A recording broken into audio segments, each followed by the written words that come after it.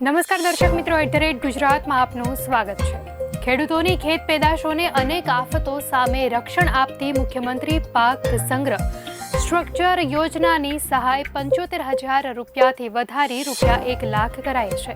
ખેડૂતોને તેમની ખેત પેદાશોના બજારમાં સારા ભાવ મળે તે માટે ખેત પેદાશોની ગુણવત્તા લાંબા સમય સુધી જળવાય અને બજારમાં જ્યારે પાકના સારા ભાવ હોય ત્યારે જ ખેત પેદાશોનું વેચાણ થાય તે ખૂબ જ જરૂરી છે।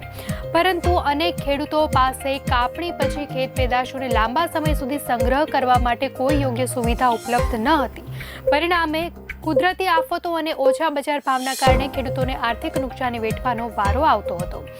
ત્યારે ગુજરાતના ખેડૂતોની આ વ્યથા સમજીને રાજ્ય સરકારે વર્ષ 2021-22માં નવી મુખ્યમંત્રી પાક સંગ્રહ સ્ટ્રક્ચર યોજના અમલમાં મૂકી હતી।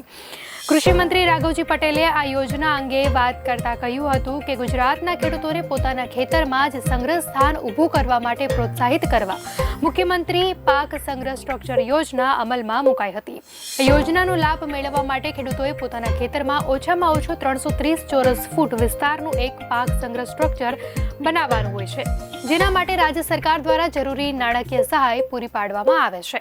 આ યોજના અંતર્ગત રાજ્ય સરકાર ખેડૂતોને અગાઉ કુલ ખર્ચના 50% અથવા ₹75,000 સહાય અપાતી હતી। ત્યારે ખેડૂતોને વધુ સહાય મળે તે માટે મુખ્યમંત્રી ભૂપેન્દ્ર પટેલના નેતૃત્વ હેઠળની રાજ્ય સરકારે ચાલુ વર્ષે સહાયની રકમમાં વધારો કર્યો છે। હવે સ્ટ્રક્ચર બનાવવા માટે ખેડૂતને આ યોજના હેઠળ કુલ ખર્ચના 50% અથવા ₹1 લાખ બંનેમાંથી જે ઓછું હોય તે સહાય અપાશે।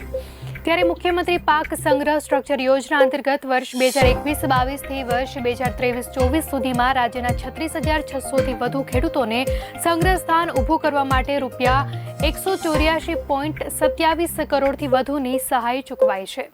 સહાયની રકમમાં વધારો કર્યા બાદ ચાલુ વર્ષે આ યોજના હેઠળ રાજ્યભરના કુલ 13,982 ખેડૂતોને પાક સંગ્રહ સ્ટ્રક્ચર બનાવવા માટે પૂર્વ મંજૂરી આપવામાં આવી છે, તેમ મંત્રીએ ઉમેર્યું હતું। મહત્વનું છે કે ગુજરાતના ખેડૂતો આ યોજનાનો લાભ મેળવીને પોતાની ખેત પેદાશોને આશરે 16 થી 17 મેટ્રિક ટન જેટલી સંગ્રહ ક્ષમતા ધરાવતા 330 ચોરસ ફૂટના સ્ટ્રક્ચરમાં લાંબા સમય સુધી વરસાદ, વાવાઝોડું, તીડ અને ચોરી જેવી આકસ્મિક આફતો સામે સુરક્ષિત રાખી શકશે। એટલું જ નહીં, ખેતી કાર્યોમાં વપરાતી ખાતર, બિયારણ, દવા, ખેત ઓજારો, સિંચાઈના સાધનો અને તાડપત્રી જેવી વિવિધ સામગ્રીને પણ ખેડૂતો આ સંગ્રહ સ્ટ્રક્ચરમાં વ્યવસ્થિત રીતે સાચવી શકશે। પરિણામે ખેડૂતોની આવકમાં વધારો થશે। દર્શક મિત્રો, આ અંગે આપની શું પ્રતિક્રિયા છે ચોક્કસથી જણાવશો।